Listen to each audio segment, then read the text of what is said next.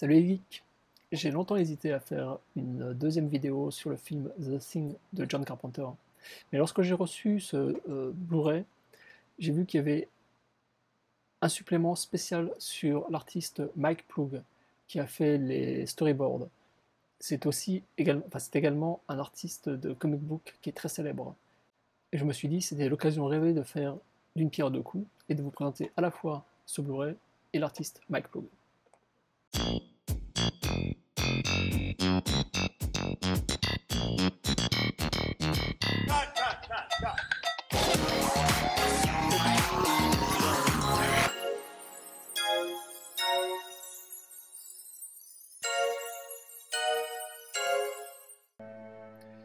Donc, dans ce Blu-ray, qui est édité par Shout Factory et uniquement par eux, je pense pas qu'il soit. Enfin, il peut être commandé sur leur site, mais je ne pense pas qu'il puisse être commandé ailleurs. C'est d'une édition collector qui est vraiment blindée de suppléments par rapport à l'édition spéciale qui existe déjà.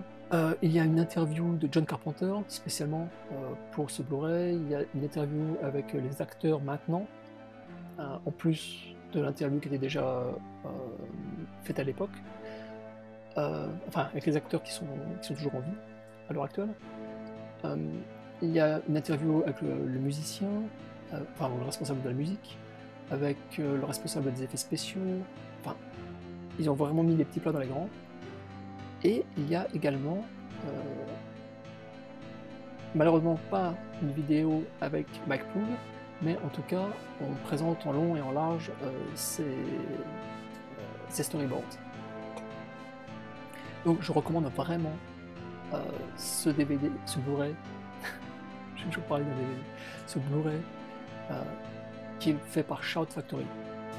Et je vais mettre l'adresse dans l'information de la vidéo. Comme beaucoup de gens à l'époque, j'ai découvert les storyboards de Mike Ploog il y a 30 ans de ça, dans un magazine spécialisé. Ça devait être soit l'écran fantastique, soit Mad Movies, donc c'était les deux seuls qui faisaient ce genre de truc. Artistiquement, je les avais trouvés sympas, sans plus. Il faut dire qu'ils étaient vraiment très typés années 50. Ils ressemblaient beaucoup à du Will Eisner. C'est normal parce qu'en fait, Mike Ploog a été un des assistants de Will Eisner pendant plusieurs années. Ceci explique cela. Mike Ploog est en fait surtout connu pour son travail sur des BD chez Marvel et avec Werewolf by Night. Donc ici j'ai l'essentiel avec donc les reprises en noir et blanc de tous les épisodes. J'ai également le Marvel Figurine Collector qui présente en fait toute l'histoire de la BD et du personnage du loup-garou. Et donc ici c'est le classique, ici c'est la fois où ils l'ont réinventé. Puis bon, il y a des gros plans.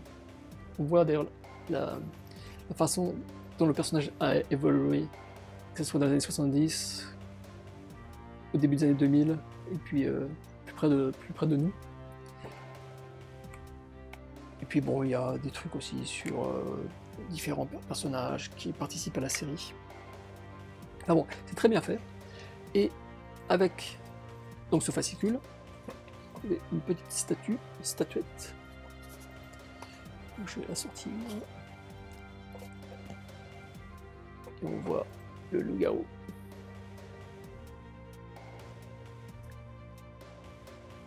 Et c'est le numéro 9555. Mais Mike Ploog a aussi dessiné Kull. Son style est beaucoup plus net et je dirais agressif ici. Et en fait, on retrouve le même style de dessin pour son adaptation de La Planète des Singes.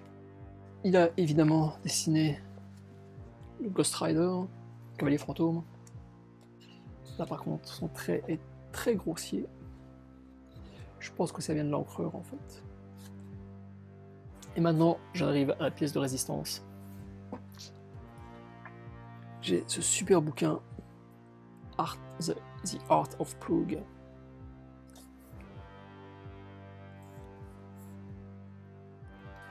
En fait, c'est la Bible à posséder pour tous les amateurs de Poe. On y voit justement bon, les personnages qui l'ont rendu célèbre, le monstre de Frankenstein. Il y a évidemment des pages sur sa vie. On y voit le loup-garou, mais dans une reproduction qui rend hommage à son travail. En fait, ça a été publié par FPG, qui refait un petit peu le coup de IDW, c'est-à-dire qu'il imprime quasiment en pleine page les pages originelles. Ils le font juste pour quelques pages, alors que IDW, généralement, le fait pour des épisodes entiers. Donc le loup-garou, Werewolf by Night.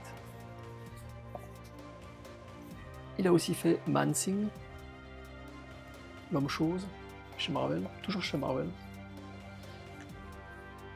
Des couvertures pour Lone Wolf and Cub, la célèbre série japonaise de manga. Je vais pas tout vous montrer, hein, mais ce qui m'intéresse le plus, c'est donc ses storyboards et les dessins qu'il a fait pour des monstres qui n'ont parfois pas été utilisés. Donc les storyboards de The Thing. C'est grandiose. Ah voilà. Ce livre, je pourrais vous faire une vidéo entière uniquement dessus. Si vous voulez découvrir toute l'œuvre de Poe, je vous conseille de le posséder. Il n'est pas très cher, il coûtait, son prix de vente c'était 50$, et je pense que j'ai dû l'acheter pour 35. Mike Ploog, c'est un très grand monsieur, qui est d'ailleurs toujours vivant. Je sais pas quel âge il a, mais dans les 80-90. Il va sortir quelque chose très bientôt. J'avais hésité à faire cette vidéo parce que je me disais, bon, je vais attendre d'avoir donc son dernier travail pour la faire, mais en même temps, je me dis, son dernier travail va être tellement important, j'ai tellement hâte de le découvrir, je vais vous faire une vidéo uniquement dessus, et pour passer un peu de temps. Et je reviendrai d'ailleurs justement sur certains points que j'ai passés très rapidement, sur sa vie et son œuvre. Mais voilà, donc c'était ma vidéo hommage à Mike Ploog. Dites-moi ce que vous en pensez dans les commentaires. Et puis, si vous avez aimé, partagez la vidéo, abonnez-vous, mettez un pouce bleu. Voilà, je vous dis merci beaucoup et à très bientôt. Ciao, ciao.